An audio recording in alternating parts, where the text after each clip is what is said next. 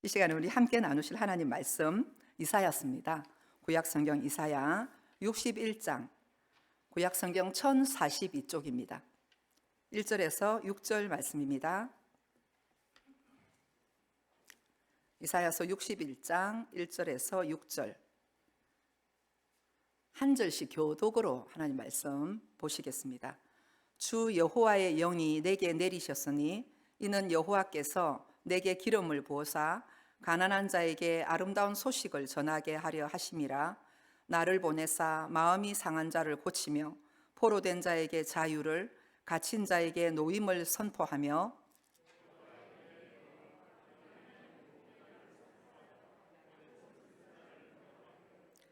무릇 시온에서 슬퍼하는 자에게 화관을 주어 그 죄를 대신하며 기쁨의 기름으로 그 슬픔을 대신하며 찬송의 옷으로 그 근심을 대신하시고 그들이 의의 나무 곧 여호와께서 심으신 그 영광을 나타낼 자라 일컬음을 받게 하려 하심이라.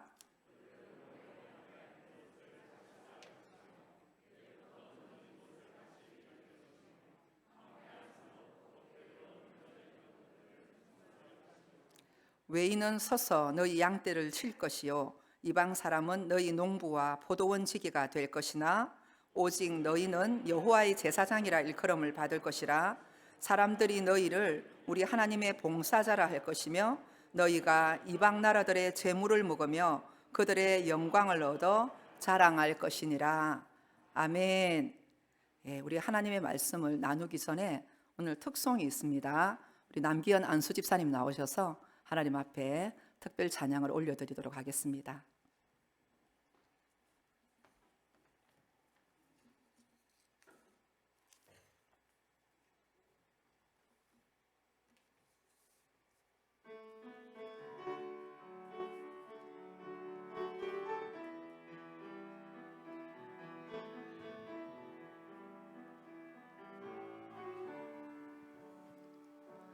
나 어느 날 괴로워서 눈물로써 아래일 때 주님께서 나의 맘 아시고 위로하여 주셨네. 갈 길 몰라 방황할 때 들려오던 그의 음성, 나를 사랑한다던 그 말씀 위로하여 용기 주네. 너 슬퍼 마라, 언제나 함께하고 무거운 짐 대신 지리. 너 괴로워 마라, 너는 내 백성 두려워 마라.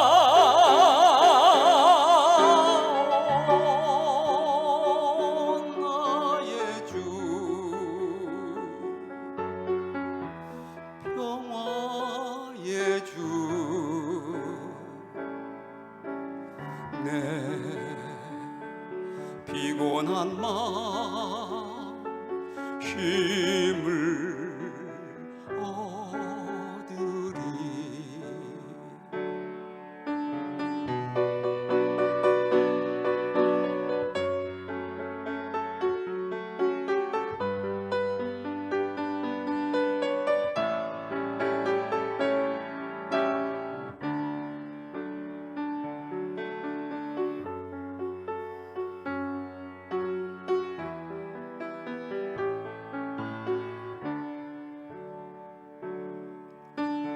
너 슬퍼 마라, 언제나 함께하고 무거운 짐 대신 지리.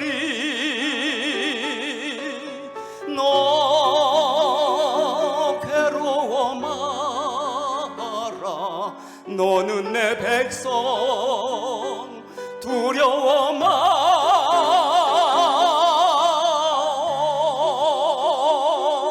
나의 주 평화의 주 내 피곤한 마음 쉼을 얻으리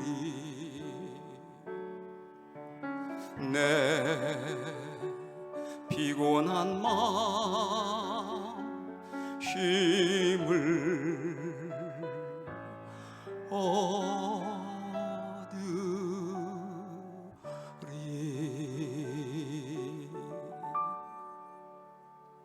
아멘. 잠시 기도하겠습니다. 은혜로우신 하나님, 이 부족한 종이 오늘도 하나님의 명을 받들어 말씀을 들고 섰습니다. 아버지, 아무 공로 없고 너무나 부족합니다. 하나님께서 제게 주신 그 마음을 온전하게 잘 전달하기를 원합니다. 성령 하나님, 인도하여 주시고 이 시간 하나님께서 하고 싶어 하시는 그 말씀만을 바르게 대언할 수 있도록 하나님 역사하여 주시옵소서. 시종을 주님께 의탁하며 예수님 이름으로 기도합니다. 아멘. 오늘은 자기 동굴에서 빠져나오는 길이란 제목으로 하나님의 말씀을 증거하겠습니다. 모든 사람들은 의문을 가지고 있습니다. 나는 누구인가? 어디서부터 났고 왜 살며 죽음 이후에는 어떻게 되는가 하는 문제입니다. 이 세상에 많은 종교들이 있는데 모든 종교들이 하나같이 다루는 문제가 이 문제지만 그 어떤 종교도 이 질문에 대하여서 뚜렷한 답을 줄 수가 없습니다. 이 땅에 존재하는 모든 종교는 인간이 만들었기 때문에 그러하고 창시자부터 죄인인 사람으로부터 출발하기 때문에 그러합니다. 마호멧 석가모니, 공자 소크라테스, 그 어떤 이도 인간의 가장 근본적인 문제에 대하여 답을 줄 수가 없습니다. 그래서 인간은 열심과 고행과 지성과 기부와 그런 선행을 많이 하지만 인간의 구원의 문제는 그 어떤 것으로도 해결할 수 없습니다. 타 종교와 이단에도 병고침도 있고 기이한 그런 현상들도 많이 있습니다. 사탄의 힘을 빌려서 사람이 깜짝 놀랄 만한 그러한 일을 하기도 하고 최면술이라든지 또 짝두타기, 공중부양, 초능력 이렇게 많은 능력들을 행하기도 하고 중병에서 고침받는 일들이 타 종교에도 있습니다. 그러나 아무리 죽을 병에서 고침을 받았어도 사람은 몇십 년 살지 못하고 언젠가는 또다시 죽게 됩니다. 기껏해야 몇십 년 정도 더 살죠. 사람들이 하나님을 모르니까 뭔가 이렇게 마음에 찾아가고자 하는 인간에게 영적인 부분이 있기 때문에 귀신을 찾아가기도 합니다. 점을 치고 또한 갖가지 기적과 부적과 그런 마술들을 행하기도 하고 기적 같은 일들에 혹하여서 그런가 하여서 쫓아갑니다. 아무리 신비한 능력을 행한다고 해도 그것은 인간의 죄 문제와 죽음의 문제를 결단코 해결할 수 없고 첫째로 구원과 아무 상관이 없다는 것이죠. 이에 대하여 하나님께서는 인간이 어떤 존재인가를 성경을 통하여서 분명하게 제시하고 있습니다. 로마서 11장 36절을 보면 이는 스크린 띄워주세요. 이는 만물이 주에게서 나오고 주로 말미암고 주에게로 돌아감이라 그에게 영광이 세세에 있을지어다. 아멘. 그렇게 기록하고 있어요. 그래서 모든 만물의 근원이 무엇인가 여기에 대하여 인간들은 답을 알지 못하여 방황하는데 성경은 이 한 절에 모든 종교가 평생 고민하는 답을 주고 있습니다. 모든 만물이 주에게로부터 나왔다는 이 말씀은 하나님이 친히 만물을 창조하신 근원이 되시며 창조자라는 것을 선포하고 있습니다. 주로 말미암고라는 말씀은 우리가 숨을 쉬고 이렇게 다 기동하며 살아가죠. 그런데 그 모든 것이 하나부터 열까지 주님께로부터 다 공급받고 살아감을 말씀하고 있습니다. 실제로 우리가 이 빈손으로 왔다가 빈손으로 돌아가는 인생이 어느 누구도 자신의 삶과 죽음을 어느 시 어느 때라고 결정하는 사람은 아무도 없죠. 하나님이 보내시니까 우리가 이 땅에 와서 존재하는 것이고, 이렇게 잘 살다가도 하나님이 부르시면 즉시로 하던 일을 손 놓고 주에게로 돌아가는 것, 이것이 바로 인생이다. 로마서는 그렇게 기록하고 있는 것입니다. 이사야서 2장 22절을 보면 이렇게 이사야 선지자는 말씀합니다. 너희는, 다 같이 읽어볼까요? 너희는 인생을 의지하지 말라. 그의 호흡은 코에 있나니 샘할 가치가 어디 있느냐, 이렇게 말씀합니다. 그래서 우리의 뿌리가 하나님의 손에 있음을 명확하게 알려주시는 거죠. 이것을 알아야 합니다. 우리의 뿌리가 어디서 왔는가? 하나님께로부터 나서 하나님으로 말미암아 기동하며 살다가 하나님이 부르시면 돌아가는 것, 이것이 우리의 존재라는 것을 알 때에 우리 인생은 안도감이 생기고 방향이 생겨요. 그래서 이 땅에 존재하는 목적을 알게 되니까 이제는 더 이상 고아처럼 방황하지 않게 된다고 말씀합니다. 그러므로 우리 인생들이 알아야 할 것은 영생이 있음을 알아야 합니다. 그래서 하나님 앞에 살아가는 것이 얼마나 귀중한 것인가를 여러분은 다 아시기 때문에 이 자리에 또 하나님의 말씀을 듣고자 나오신 줄로 믿습니다. 예수님께서 요한복음 14장 6절에요 말씀하셨어요. 많은 인간들이 방황을 하는데 하나님 아버지 신이신 그분께 나오는 길은 오직 한 길이다 라고 말씀하면서 내가 곧 길이요 진리요 생명이니 나로 말미암지 않고는 아버지께로 올 자가 없느니라, 이렇게 요한복음 14장 6절에는 명시하고 있습니다. 여러분, 예수님만이 완전하신 하나님께로 나가는 유일한 길입니다. 예수님만이 영원히 변치 않는 진리입니다. 진리는 세월이 아무리 흐른다고 하여도 결코 변하지 않는 것이 진리입니다. 어떤 사상가나 철학가가 어떤 기묘한 심오한 것을 발견했다 할지라도 1000년이 가고 2000년이 가서 변했다, 그것은 진리가 아닌 것입니다.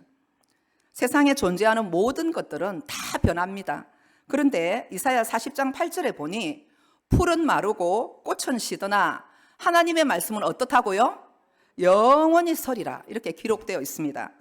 태초부터 계신 우리 하나님의 말씀, 그 말씀은 어제나 오늘이나 영원하신 예수 그리스도와 함께 영원히 생명을 주시면서 변치 않는 것입니다. 하나님께서 우리 사람을 창조하실 때요, 특별히 모든 피조 세계를 하나님께서 창조하실 때 사람에게는 특별한 존재로 만드셨습니다. 사람에게는 영혼을 불어넣어서 하나님의 형상을 닮은 그러한 유니크하게 특별한 존재로 하나님이 교제를 나누시기 위해서 창조하셨습니다. 그런데 하나님을 이 닮은 꼴로 하나님에게 하나님의 속성을 따라서 사랑도 심어놓고 하나님이 우리에게 그 성실과 의로운 마음들을 심어놓았습니다. 그런데 참 그렇잖아요. 우리도 자녀를 낳아보면 어찌 그리 쏙 빼닮는지 외모부터 목소리도 닮고 성격도 많은 부분 닮아 있죠. 그렇게 하나님께서는 부모를 쏙 닮도록 이렇게 우리 사람에게도 그런 모습을 준 것처럼 인간들이 하나님의 형상을 닮도록 창조하신 것입니다. 그런데 하나님이 이렇게 애지중지하는 이 소중한 존재인 인간이 이 우리 영혼에 죄가 들어온 거예요. 죄가 침범을 하게 되면서 하나님이 새겨놓았던 우리한테 받고 싶어 했던 그 아름다운 형상이 깨어지게 된 겁니다. 죄가 들어오면서 아름다운 형상, 그 아름다운 속성들이 깨어지고 일그러지게 되었습니다. 그래서 한 번 죄의 침범을 받은 이 사람은 훼손된 형상이 회복되지 않고 상처를 자꾸 받게 되는 거예요. 다시 고침받으려면 또 상처받고 피 흘리면서 하나님의 낯을 피하여서 어둠 속으로 자꾸 달팽이처럼 숨어 들어가게 된 것입니다. 이것은 인류의 조상인 첫사람 아담으로부터 물려받은 비극입니다. 첫사람인 아담은 하나님처럼 될 거라는 그 사단의 꼬임에 빠져가지고 선악과를 범했어요. 하나님이 금해 놓으신 그 선을 넘어감으로써 인류를 죄 가운데로 빠뜨렸습니다. 그래서 모든 인류는 아담으로부터 출발하여 한 혈통이기 때문에 아담의 후손으로 태어난 모든 인류들은 죄의 독이 퍼졌습니다. 그리고 우리는 본의 아니게 태어날 때부터 원죄를 갖고 태어남으로써 죽음의 저주 아래 떨어지게 된 것입니다. 이를 바라보는 그 우리 하나님 아버지의 그 아프고 쓰라린 그 마음은 죄로 죽을 인생들을 향한 이 가슴 아리로 하나님께서 오랫동안 가슴을 앓으셨죠. 이 하나님의 이 아픈 사랑은 우리를 포기하지 못하는 상사병인 겁니다, 이게. 그래서 급기야 하나님은 내가 죽어서 저들을 살릴 수만 있다면 하면서 하나님이 불타는 그 긍휼과 사랑 속에 아파하시면서 역사 속에 직접 뛰어 들어오셨습니다. 다시 말하면 보이는 하나님으로, 말씀이 육신이 되어서 보이는 하나님으로 나타나신 분이 바로 예수님이십니다. 우리 오늘 본문인 이사야서 61장 1절에서 3절까지 우리가 이사야 선지자가 예수님이 이 땅에 오시기 전에 약 700여 년 전의 사람인데 마치 눈으로 본 듯이 우리의 구원자 그리스도 되신 예수님에 대해서 예언을 해놓았습니다. 그래서 우리가 이 메시아 되신 예수님이 오면 이런 사역을 하실 거다라고 선언을 해놨는데 우리 한번 천천히 생각하면서 다 같이 읽어보도록 하겠습니다. 1절부터요. 주 여호와의 영이 내게 내리셨으니 이는 여호와께서 내게 기름을 부으사 가난한 자에게 아름다운 소식을 전하게 하려 하심이라. 나를 보내사 마음이 상한 자를 고치며 포로된 자에게 자유를, 갇힌 자에게 노임을 선포하며 여호와의 은혜의 해와 우리 하나님의 보복의 날을 선포하여 모든 슬픈 자를 위로하되 무릇 시온에서 슬퍼하는 자에게 화관을 주어 그 죄를 대신하며 기쁨의 기름으로 그 슬픔을 대신하며 찬송의 옷으로 그 근심을 대신하시고 그들이 의의 나무 곧 여호와께서 심으신 그 영광을 나타낼 자라 일컬음을 받게 하려 하심이라. 아멘. 이사야 61장에 예언된 이 우리 구원자, 유일한 구원자이신 우리 예수님의 구속 사역의 그 골격을 우리가 요약해 보면 이러합니다. 첫째로는 주 여호와의 영이 임하셔서 나타나는 그 놀라운 구속의 은혜가 무엇인가? 심령이 가난한 자들에게 아름다운 구원의 소식이 전해진다라는 사실입니다. 부유한 자는 잘 안 들려요. 마음이 부자인 사람은 잘 안 들립니다. 그런데 하나님의 이 복음은 심령이 깨어지고 완전히 산산조각 나고 파산선고받은 그 영혼에게 하나님의 말씀이 들려지고 구원의 복음이 들려진다는 사실이죠. 예수님은 그 일을 하기 위하여 이 땅에 오신다라고 이사야 선지자는 선포하고 있습니다. 두 번째로는 우리가 주 여호와의 영이 임해서 주님께 하나님께서 기름 부으심을 허락하실 때 마음이 상한 자를 고치는 역사가 나타난다고 했거든요. 이것은 비단 우리가 마음이 가난하고 마음이 상처 있고 상한 부분만을 고치시는 것이 아니라 주 예수님께서 오시면, 성령의 기름 부으심으로 충만한 예수님이 오시면 바로 영적으로 육적으로 우리가 찢기고 상처받고 병들고 그렇게 해서 고통당하는 자들을 완전히 치유하기 위하여 오신다라고 말씀합니다. 아멘이시죠? 세 번째로는 포로된 자에게 자유, 악한 사단에게 질질 끌려다니면서 매맞고 얻어터지고 정말 이렇게 꼼짝달싹 못하고 족쇄처럼 채여가지고 우리가 어쩔 수 없는 그런 속박당하고 억압당하는 그 영혼들을 해방하기 위하여서 메시아 되신 예수님이 오셨다라고 말씀하고 있습니다. 아멘이시죠? 예, 이런 일을 하기 위해서 우리 예수님이 오신 것입니다. 마지막으로 네 번째는 모든 슬픈 자를 위로하시는데 시온에서 슬퍼하고 애통하는 자들을 위로하시는 예수님이라고 그랬거든요. 여러분, 어떤 자가 시온에서 와서 애통합니까? 하나님 앞에 와서 우는 자가 누구입니까? 하나님의 나라와 의를 위하여 부르짖고 하나님의 그 마음을 받아서 애통으로 하나님의 나라를 이루어가는 자들 아니겠습니까? 주님께서는 오셔서 마음이 높아 있는 자들을 위로한다 그러지 않았습니다. 시온에서 슬퍼하며 애통하는 자들에게 그 죄를 대신하고 화관을 씌워준다라고 말씀합니다. 그렇기 때문에 예수님께서 이 땅에 오신 이 놀라운, 주님께서는 정말 가난한 자에게 복음을 전하시고 그리고 영적, 육적으로 상처 입고 병들고 정말 힘든 영혼들을 치유하시고 뿐만 아니라 악한 사단에게 꼼짝달싹 못하는 그 영혼을 구원해내시고 속박에서 건져내시고 하나님의 나라와 의를 위하여 애통하며 가슴 치는 자들을 위하여서 주 예수님께서 위로하러 오신 예수님이, 그 그리스도 메시아가 그렇게 할 것이다 고 지금 선포하고 있는 것입니다. 이 일이 비단 우리 예수님만이 이 땅에 오셔서 하신 사역이 아니라 예수님께서는 그를 따르는 저와 여러분에게도 바로 너희가 할 일이 이것이다, 이 네 가지 사역을 바로 너희가 이 땅에 이 놀라운 진리를 모르고 방황하면서 고통하는 자들을 풀어놓는 일을 너희가 해야 할 것이다 라고 우리에게 동일하게 주신 사명으로 우리가 믿어야 할 줄로 믿습니다. 그렇다면 왜 그토록 위대하신 그 하나님께서 천지 만물을 창조하시고 우주를 운행하시는 그 광대하고 능력이 무한하신 그토록 크신 하나님께서 낮고 천한 이 땅에 보잘것없는 정말 이 땅에 인간의 그 한계에 있는 육체 속에 들어오셨을까요? 우리 레위기서 17장 11절을 한번 보시도록 하겠습니다. 예수님이 육체로 오신 이유입니다. 다 같이요. 육체의 생명은 피에 있음이라. 내가 이 피를 너희에게 주어 제단에 뿌려 너희의 생명을 위하여 속죄하게 하였나니 생명이 피에 있은즉 피가 죄를 속하느니라. 이렇게 말씀하셨어요. 아멘이시죠? 히브리서 9장 22절 다 같이 한번 보시도록 하겠습니다. 율법을 따라 그의 모든 물건이 피로서 정결하게 되나니 피 흘림이 없이는 사함이 없느니라. 아멘. 주님께서 하신 말씀입니다. 다시 말해서 그토록 광대하시고 크신 신이신 하나님께서 죄 많은 이 땅에 하늘 보좌를 버리고 이렇게 인간 세상에 보이는 하나님으로서 인간의 육신을 입고 이 땅에 한계가 있는 육신 속에 들어오신 것은 하나님의 그 죄 없는 피를 흘려야 했기 때문에 육신이 필요했던 것이죠. 우리 인간들이 구원받는 길은 구약에 보면 하나님께서 짐승 제사를 통하여서 우리는 매번마다 우리의 그 죄를 속죄받기 위하여 짐승을 끌고 나가서 짐승에게 죄를 전가시켜서 우리 대신 죽임을 당하게 했잖아요. 그러나 흠없고 점 없는 예수 그리스도께서 유월절에 어린 양으로 이 땅에 오신 것은 죄 없는 그분이 아담의 후손이 아닌 정말 동정녀 마리아의 몸을 통하여 성령으로 잉태되어 말씀이 육신이 되어 오신 그분께서 친히 그 육체를 입고 오셔서 죄 없는 그 하나님의 피를 흘려주심으로써 우리를 구원해서 속전을 이루기 위해서 오셨다는 것을 믿으시기 바랍니다.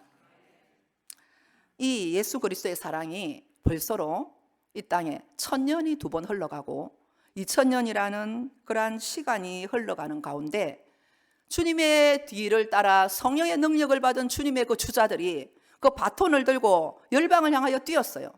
그래서 그 복음이 온 세계를 한 바퀴 돌고 바로 우리 대한민국 땅까지 들어왔고 저와 여러분이 오늘 이 자리에 앉아서 혜택을 입고 예배를 드리는 것 아니겠습니까? 지금도요, 세계 가운데는 모든 나라가 다 이렇게 우리처럼 자유롭게 예배를 드릴 수 없습니다. 그리스도의 이 놀라운 복음의 빛이 비추이지 못하도록 제도적으로 막힌 나라들이 많다라는 거죠. 그래서 복음을 전파하는 자에게는 갖가지의 그러한 핍박과 환난과 그러한 어려움들로 인하여서 지금도 공산권이라든지 이슬람권에서는 이 복음이 막혀 있어요. 그렇기 때문에 우리가 이 놀라운 자유케 하는 이 복음을 우리가 정말 고귀한 줄로 알고 우리가 이 복음의 그 확신에 서서 누릴 뿐 아니라 이 복음을 전파하는 자로 살아야 될 이유가 우리에게 있는 것이죠. 이 시대는 절대적인 가치, 우리가 이 성경이 최고의 절대적인 기준인데요, 절대 가치와 기준이 없습니다. 지금 이 시대는 특히 더 그러하고 저마다 내 생각대로 내 의견이 옳은 대로 행하는, 마치 정말 사사기 시대처럼 답이 없어 보이는 그런 시대 가운데 우리가 혼미한 가운데 하나님의 백성들도 이렇게 뒤섞여서 살아가고 있잖아요. 그래서 요즘 문화들을 보면 혼밥, 그죠? 그런 유행어들을 보면 혼술을 먹는다, 뭐 그러죠. 그리고는 원룸에 생활하는 그런 자녀들이 독립을 많이 한다 그래요. 그리고는 애완동물을 우리가 뭐 이렇게 가족처럼 키우는 경우도 있지만 애완동물에 정말 어쩌면 진짜 농장처럼 막 그렇게 키우는 분들도 많아요. 그렇게 하면서 자신의 모든 벌이를 동물에게 다 먹이고 하면서 지극정성을 솟는 분들도 많이 계신데 외로움을 달래려고 그렇게 하는 분들도 참 많은 것을 보게 됩니다. 그리고요, 특별히 보면 죄악에 대해서 이렇게 무한정 열려 있어요. 열려 있고 그 폭이 굉장히 넓습니다.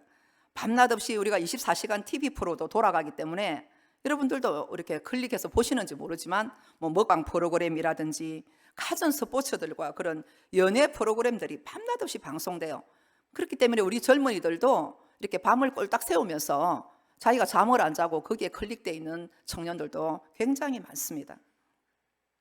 우리가 이 특별히 걱정되는 것은 우리의 다음 세대지요. 우리의 청소년들, 우리 대학생들, 청년들, 우리의 꿈이며 희망입니다.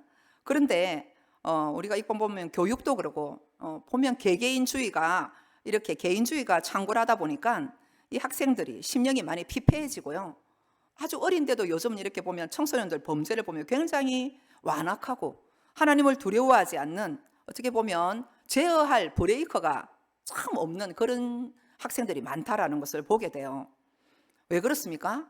마음이 병들고 고장나고 상처받아서 그렇습니다. 그래서 멀쩡해 보이는데 정신질환자가 참 많은 거예요.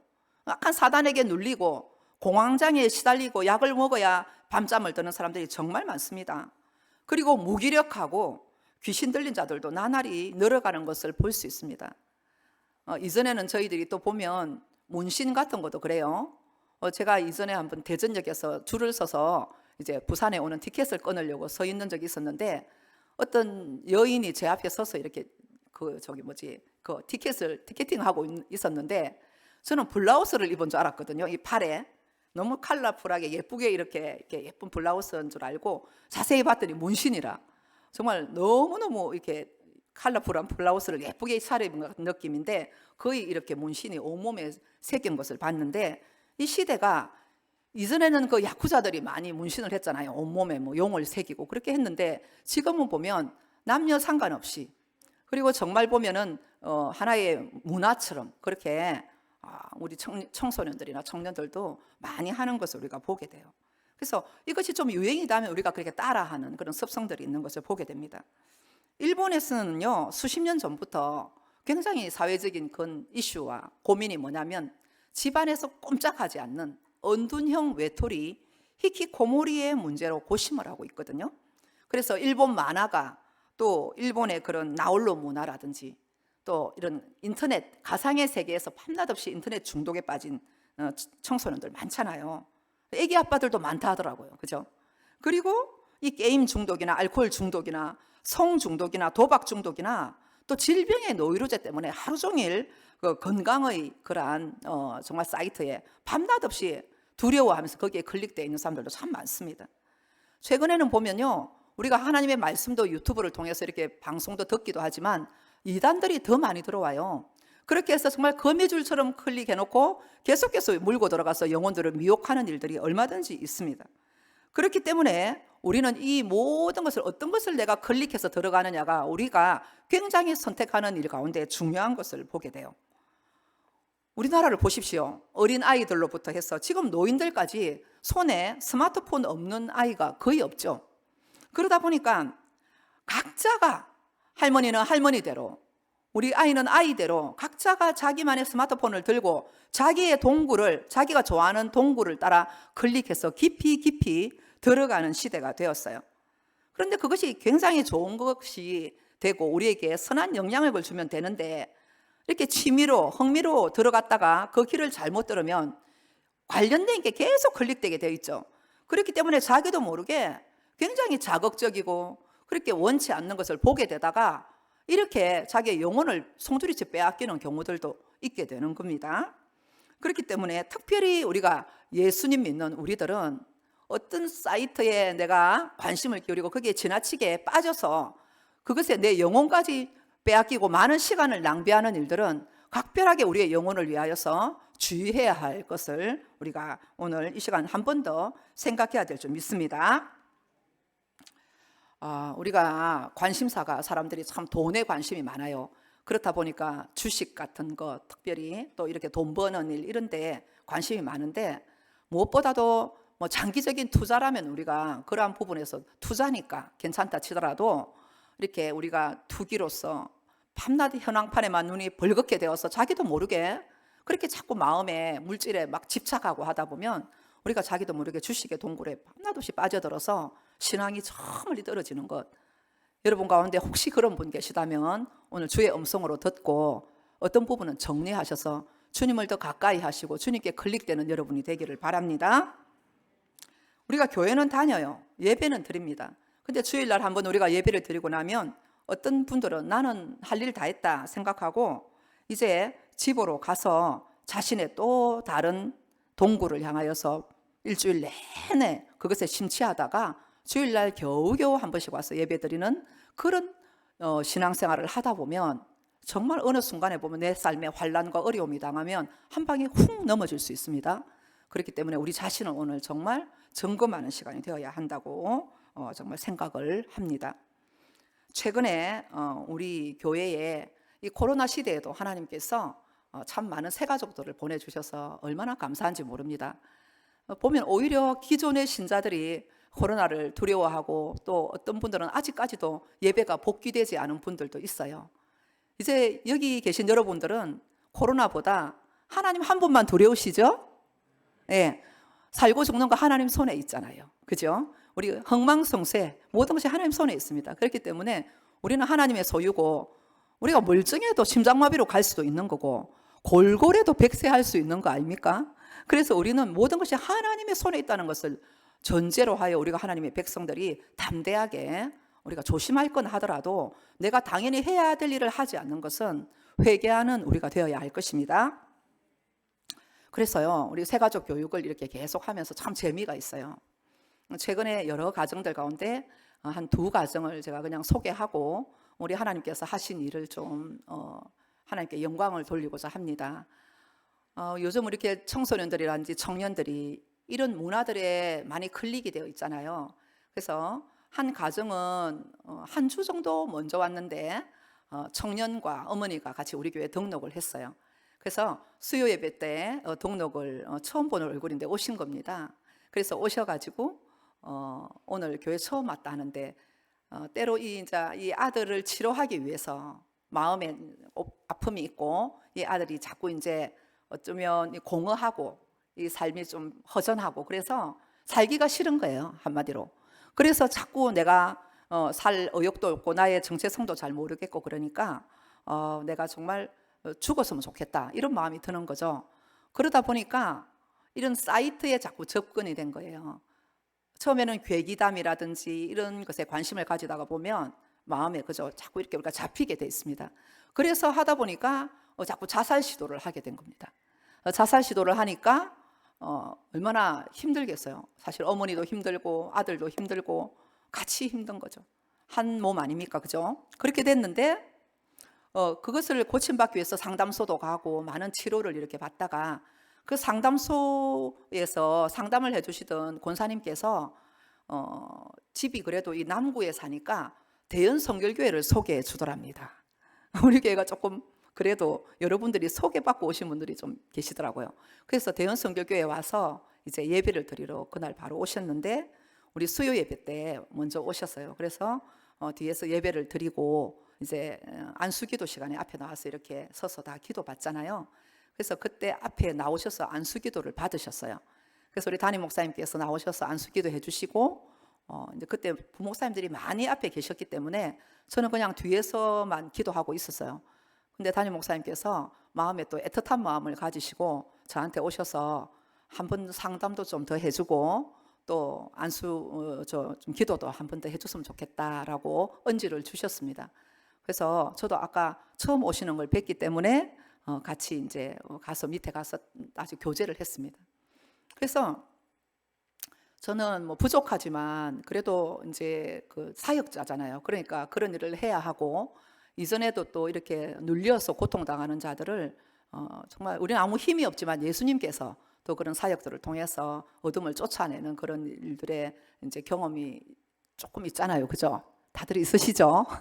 자, 그래서 이제 이야기를 나누는 중에 너 왜 자꾸 죽으려 하노? 내가 물었습니다. 그랬더니 허무했어요, 공허했어요 이렇게 이야기를 했어요. 근데 왜 공허한데? 그렇게 하면서 일단 죽으면 그것이 죄다라는 데 대해서 제가 이야기를 했어요. 죽으면 지옥 간다라는 거죠. 그래서 우리가 이 땅에서 죽고 싶죠. 어른들도 그럴 거예요. 못 죽어서 안 죽지. 죽으면 지옥이 있으니까 잘 못 죽지. 죽고 싶은 사람 많잖아요. 그런데 죽으면 지금 내가 괴롭고 내가 공허하고 죽을 것 같고 힘든 그 상황이 내가 죽어버렸다 진짜 뭐 피를 흘리고 죽었다 그게 문제가 아니라 그 순간부터 지옥에 가서 지금의 내가 당하는 고통보다 억만 배 더 괴로운 고통이 영원히 지속된다는 거예요. 그래서 그 지옥에 가면 안 된다라고 제가 이야기했습니다. 그리고는 이것이 죄다라는 데 대해서 얘기하고 이 죄에 대해서 하나님 앞에 고백해야 된다고 했습니다. 고백을 해야 된다. 이것이 왜냐? 왜 죄냐? 내가 내 생명을 끊는 거 죄죠. 우리가 남을 살인하면 살인죄로 감방에 갑니다. 왜? 남을 죽이니까. 남의 생명을 해한 것 죄죠. 그렇다면 이 생명 내 거 아니라니까요. 하나님의 거거든요. 근데 이 생명을 내가 죽인 거야. 그러면 나를 죽인 거니까 자살이니까 이거 죄입니다. 똑같은 동일한 죄고, 남을 죽인 거나 나를 죽인 거나 밖으로 하면 살인이요, 안으로 하면 자살인 거예요. 그래서 이건 죄다. 이 부분에 대해서 하나님께 고백하자라고 했어요. 빨리 소리 내어서 하나님 이 죄를 용서해 주십시오. 고백을 시켰습니다. 그런데 이 청년이 저한테 그렇게 말했어요. 속으로 기도하면 안 돼요. 이렇게 말했습니다. 그래서 제가 너 기도 못하잖아. 그랬습니다. 기도 못하잖아요. 악한 영한테 좀 눌려있어서 기도할 수 없고, 어린 시절에 유치원 때 교회 나간 적이 있었지만 그런 믿음으로는 안 되죠. 기도가 안 되는 거지. 그러니까 소리 내어서 해야 돼. 소리를 내어서 그 죄를 하나님 앞에 고백해야 돼. 그래서 기도를 하자 해서 기도를 했습니다. 기도를 해서 이제 하나님 아버지를 시켰어요. 하나님 아버지, 나는 죄인입니다. 이것이 잘못됐으면 이게 죄입니다라고 고백하려고 했을 때 갑자기 이제 소리를 내서 해라니까 제가 포기하지 않으니까 계속 해야죠. 기도를 하는 중에 안 되는 거예요. 하려면 안 되는 거예요. 막 진짜 너무 괴롭고 귀신이 안 나가려고 하는 거예요. 그 순간은 자살의 영의 그 귀신이거든요. 그래서 막 안 되는 거예요. 예수님 불러라. 안 되는 거예요. 얘가 벌벌 떨고 안 됩니다. 그래서 어머니 얼마나 놀랬겠어요. 어머니 옆에서 막 우시고. 그래서 같이 이거는 귀신이 그러는 거니까 나가면 된다. 그렇게 해서 계속 하다가 기도해주고 계속 했을 때 드디어 예수님이 터쳐나왔습니다. 아멘이죠. 그리고는 기도하게 되고 계속 기도하는 중에 이제 앞으로 이제 믿음 생활 잘하고 예배마다 열심히 나와서 기도받고 주님께 더 가까이 엄마랑 열심히 나와라 하고 이제 그날 밤에 한 11시 넘어까지 저희가 교회에서 같이 상담하고 기도했던 것 같아요. 그리고는 집으로 갔는데 갈 때 이제 우리가 복도 좀 나오니까 이 청년이 이 팔에 그동안 칼로 많이 껐잖아요. 그러니까 아프다는 거라 이게. 근데 그전에는 그렇게 꺼도 한 번도 안 아팠다는 거 있죠. 그래서 저는 성경에 나오는 거 귀신 들린 자가 불에도 들어가고 물에도 들어가고 뜨거울 텐데 무서울 텐데 이 생각을 했는데 사실은 그때 저도 깨달은 바가 있어요. 안 아프니까 끊는구나. 그러니까 정신이 어떨 때 우리가 잡히니까 뛰내리는구나. 무서우면 못 뛰내리잖아요. 그러니까 그게 속이는 영이 우리를 그렇게 만든다는 거예요. 그래서 너무 아프다고 막 한 번도 안 아팠던 팔이 아픈 거예요. 그래가지고 붙들고 기도했습니다. 기도하고 집으로 갔어요. 그래 너무 걱정되는 거라. 잘 잤을까? 걱정됐습니다. 그래서 또 제 아들 같은 거예요. 그래가지고 이제 그 뒷날 왔는데 우리 담임 목사님께서 저보고 또 말씀하셨어요. 그 청년 어떻게 됐냐고. 그래서 좀 한번 연락해봤냐고 그렇게 저한테 말씀하셔서 저는 겁나서 연락을 못했었어요. 사실 그때 어떻게 돼서 겁이 났었어요. 그랬는데 진짜 용기를 내서 전화를 드렸더니 어머니가 받으셨습니다. 받고는 저도 깜짝 놀랄 하나님의 그 일하심을 참 놀라게 되는데 하나님께서요 이제 그날 그 청년과 어머니가 그렇게 기도받고 갔잖아요. 가고 나서 그 밤에 이제 하루 지나서 제가 저녁에 통화했으니까 그날인가 봐요. 가서 침대 밑에서 칼을 꺼내고 몸에 두르고 있던 부적을 꺼내어서 어머니를 주더랍니다. 그래서 그 부적을 어머니가 너무 얼마나 놀랬겠어요. 그래서 찢어서 화장실 변기에다가 다 내버려 버렸대. 그리고 칼을 치우고 다시는 여기에서 자유하겠다는 거잖아요. 우리 하나님의 일하심입니다. 우리 하나님께 영광 돌리겠습니다. 그리고요 정말 하나님께서 이 청년 참 귀한 청년이고 제가 지금 1:1 양육을 하고 있는데 얼마나 사랑스럽고 귀한지 몰라요. 그래서 이 청년을 위해서 이제 준비하면서 제가 계속 기도하고 있습니다. 날마다. 그런데 더 놀라운 거는 이 청년이 꿈을 꾸었대요. 꿈을 꾸었는데 나이가 이제 고등학교 졸업하고 나이가 많지 않아요. 20대입니다. 20대 초반. 그래서 이 청년이 꼭 주님이 자기 수준에 맞게 나타나 주신 것 같아요.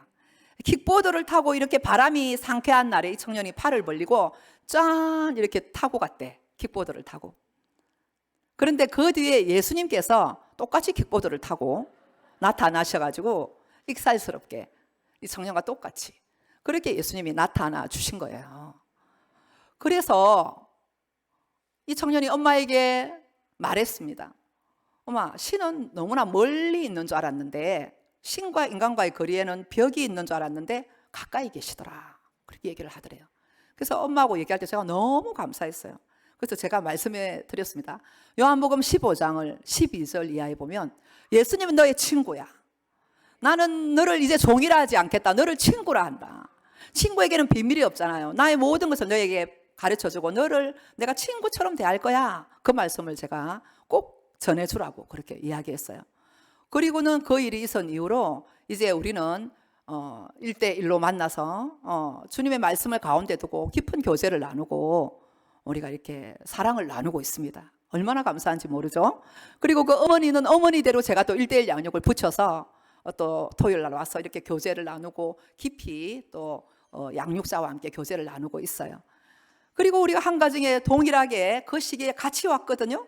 같이 와가지고 또 그 비슷한 나이 또래 청년 어머니도 성당에서 오신 거예요. 성당에서 오셔서 지금도 새가족 교육을 받고 계신데요. 두 분이 같은 시기에 와가지고 너무 비슷한 거라. 그래서 우리 교회 청년부에 이제 지금 등록해서 우리 청년들이 다니고 있는데 거기도 더 큰 교회 뭐 수용로 교회도 있고 갈 수도 있었지만 정말 이 정도 사이즈의 이 교회가 그래도 청년부가 잘 된다는 소식을 듣고 온 거예요.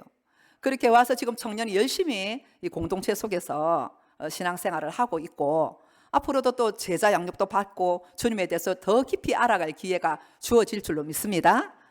그리고 그 청년의 어머니도 천주교에서 지금 솔직히 거기에 다닐 건데 아들 때문에 온 거예요. 그렇지만 이곳에 와서 진짜 복음을 깨닫고 이제는 교회 다니는 사람이 아닌 예수 믿는 자로 거듭나서 여러분은 정말 저는 깜짝 놀란 게 이분들이요 새벽 기도도 가끔씩 나와요. 그리고 수요 예배 나옵니다. 오전 예배, 오후 예배 지금 다 나와 계세요. 할렐루야. 저만 압니다. 하나님이 정말 이분들에게 관심을 기울이시고 계시고 또 같은 시기에 묶어주시고 비슷한 환경에서 주님 아니면 정말 벌써 이 세상 사람이 아닐 수도 있고 주님 아니면 정말 살아갈 수 없는 그런 어쩌면 절망적인 상황이에요. 엄마가 없는 사이에 그 귀한 생명을 한순간에 잘못될 수도 있는 그런 상황인데 주님은 너무나 사랑하기 때문에 주님께서 불러주신 줄로 믿는 거예요. 그래서 우리가 이러한 일들이 요즘 우리가 정말 모든 사람들이 우리가 관심을 가져야 될 게 비단 이것은 제가 계속 기도하는 가운데 주님께서 빙산의 일각이다. 앞으로 이러한 일들이 너무나 많을 거다. 자라나는 다음 세대에 멀쩡해 보이는데 정신착랑증 정말 이렇게 눌려가지고 자기도 모르게 이런 사람들을 해치고 불특정 다수에게 묻지마 살인을 저지르고 이런 일들이 많을 거다. 주님이 그 마음을 주셨어요. 그렇기 때문에 주님이 보여주신 것 같아요. 이 일은 우리의 힘으로 능으로 가능한 것이 아니라 주 여호와의 영이 우리에게 임할 때 주님께서 말씀하셨어요. 성령이 우리에게 임할 때 주님께서 가난한 자에게 아름다운 소식이 들려지고 영적으로 육적으로 고통을 당하는 자가 정말 주님이 이미 십자가에서 다 이루었기 때문에 내가 다 이루었다 했기 때문에 이미 고침을 받은 겁니다. 이미 노임을 받은 거고 이미 우리가 영적인 육적인 고통에서 풀림을 받았다는 것을 의미하는 것이거든요. 뿐만 아니라 악한 사단에게 끌려다니는 그 영혼들 우리의 힘으로 어떻게 그런 영혼들을 끌어낼 수 있습니까? 그러나 주의 성령이 임하시면 주의 성령이 사로잡고 그 영혼에게 클릭하시기 시작할 때 어느 누구보다 위대하게 그 영혼을 붙들어 쓰실 줄로 믿습니다. 할렐루야. 오늘 이 친구는 지금 저를 보고 있으니까 이 말을 잘 듣기를 바랍니다. 하나님이 너를 사랑하시고 오늘 너를 위해서 이 예배에 이 시간에 이 말씀을 준비하게 한지도 몰라. 그렇기 때문에 하나님께서 너를 통하여 놀라운 일을 계획하시고 포로된 자에게 자유를 선포하고 갇힌 자에게 노임을 선포하는 그분의 능력으로 나를 통하여 하나님이 수많은 영혼들을 하나님께로 나와 같이 방황하는 영혼들을 인도할 것이다. 그 믿음으로 그 동굴을 빠져나오기를 축원합니다. 약으로는 근본 치료가 안 됩니다. 죄는 고백해야 되는 거예요. 사탄이 속이더라고요. 제가 여러 군데 눌려서 고통하는 자 보면 속으로 할래요. 여러분 기도 속으로 할 때도 있지만 속으로 하지 마세요. 부러지세요. 부러지져야 합니다. 부러지는 영성이 대단한 겁니다. 하나님 앞에 이 쌓인 울분과 분노와 상처와 이런 거 속으로 기도하면 갇혀 있어요. 안 됩니다. 하나님 앞에 울어야 된다니까요. 소리 지르고 표효하세요.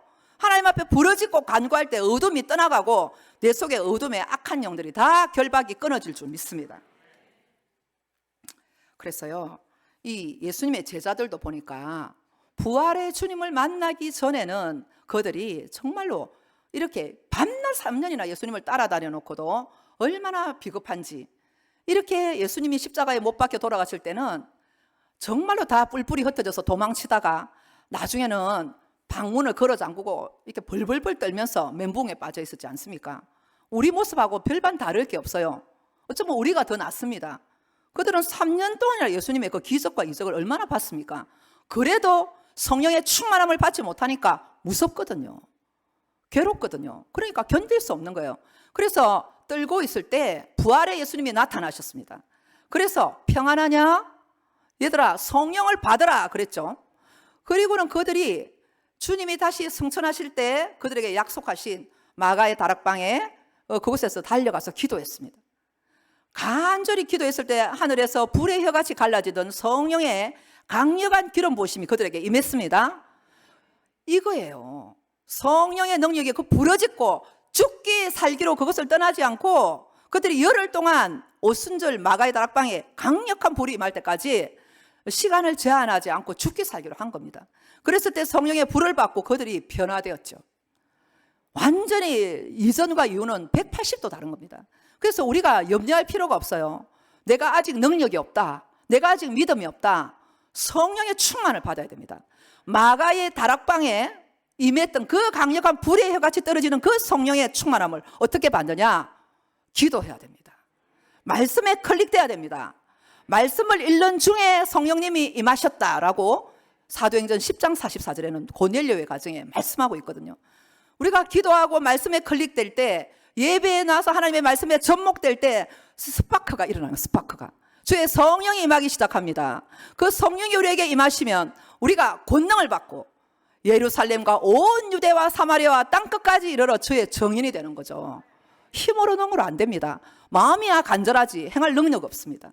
그렇기 때문에 우리는 포로된 자에게 자유를 주고 싶어하는 그 예수님의 그 마음을 저와 여러분에게 주님이 주시기를 정말 간절히 바랍니다. 이제 우리는 더 이상의 동굴을 파느라고 쓸데없는 동굴, 답도 없는 동굴에 목을 메어서 전전긍긍하면서 그 미로에 갇혀가지고 하나님을 잃어버리고 탄식하는 자가 되면 안 됩니다. 우리 각 사람은 하나님께서 주신 그 언약의 말씀에 클릭되어서 말씀을 믿고 나아가야 됩니다. 이 말씀이 여러분 선포가 얼마나 중요하냐면, 여러분 부정적인 말, 이렇게 정말 이게 힘 빼는 말, 그리고 엄난의 말, 그리고 정말 이렇게 남에게 용기를 꺾는 그런 말, 우리는 입 밖에도 내지 않도록 노력해야 됩니다. 왜 그러냐면 하나님께서도 말씀으로 천지를 창조하실 때 빛이 있어라 하시는 빛이 있었고 하나님께서 말씀하신 대로 됐거든요. 그렇기 때문에 말씀은요 창조의 능력이 있어요. 그렇기 때문에 우리가 이 영혼에게 어쩌면 우리가 계속해서 부정적인 말을 하고 안 된다, 너는 그곳에서 못 된다 이렇게 하면 그대로 되는 거예요. 그렇지만 우리가 말로서 축복하고 반드시 우리는 해방받았다 그렇게 선포하면서 사탄의 모든 의심들과 참소들을 물리쳐야 될 줄 믿습니다. 사탄은요 우리가 한번 성령의 충만을 받았다고 해서 영원히 계속해서 충만하게 그렇게 놔두지 않아요. 성령의 충만하면 날마다 우리가 주님의 은혜를 구할 때 1순위 구해야 할 기도 제목입니다. 그렇기 때문에 성령 세례는 우리가 예수를 믿을 때 믿음으로 받았지만 성령의 충만함은 날마다 간구하여 우리가 충전하고 받아야 되는 거예요. 그렇기 때문에 그 성령의 은혜를 구하면서 나갈 때 하나님께서는 가장 좋은 것 성령을 우리에게 주시려고 준비하고 계십니다. 오늘 이 시간에 우리가 하나님께 클릭되는 그 방법은 그겁니다. 주께 힘을 얻고 그 마음에 시온 의대로가 있는 자가 복이 있다 했고, 그 시온 의대로가 주님과 함께 막힘이 없는 고속도로, 하나님의 그 하늘 보좌까지 있다는 그 시온 의대로가 무엇입니까? 기도의 대로인 줄 믿으시기 바랍니다. 이게 막혀있다면 뚫어야 돼요. 여러분 더 이상 갇혀서 혼자 끙끙 앓다가 돌아가지 마시고 왜 앓습니까? 하나님 앞에 내놓으세요. 부러지세요. 하나님 앞에 기도하시고 마음에 시원하게 될 때까지, 응답이 왔다고 확신이 될 때까지, 의심이 사라질 때까지 기도하시기 바랍니다. 기도는 능력을 주시고, 기도는 정말 우리 안에 모든 문제를 해결할 수 있는 유일한 길인 줄로 믿으시기 바랍니다. 오늘 이 시간에 우리가 이사야서 61장에 우리가 마지막에 6절에 보면 이런 말씀이 있어요. 우리 다 같이 한번 읽어보겠습니다. 너희는 여호와의 제사장이라 일컬음을 받을 것이라. 사람들이 너희를 우리 하나님의 봉사자라 할 것이며, 너희가 이방 나라들의 재물을 먹으며 그들의 영광을 얻어 자랑할 것이니라. 아멘. 이렇게 영광스러운 칭호를 우리에게 주시겠다고 하나님께서 말씀하십니다. 얼마나 감사합니까? 우리가 무엇이간데 우리가 주님의 그 말씀을 믿고 정말 믿어드리는 거 아니잖아요. 하나님 은혜 안에 우리가 혜택을 입는 건 우리예요. 그래서 하나님 말씀을 믿고 그대로 살려고 노력하고 하나님의 메신저로 살아가기를 결단할 때 원수마귀가 우리를 막 괴롭히고 하여도 정말 우리가 당당하게 할 수 있거든요. 그래, 나 죄 지었다, 어쩔래? 나는 예수 믿기 전에는 내가 인격적으로 만나기 전에는 내가 그런 죄를 지었지만 나는 이제 예수님 안에서 해방되었다, 이렇게 말해야 될 줄 믿습니다. 사탄이 물러가죠.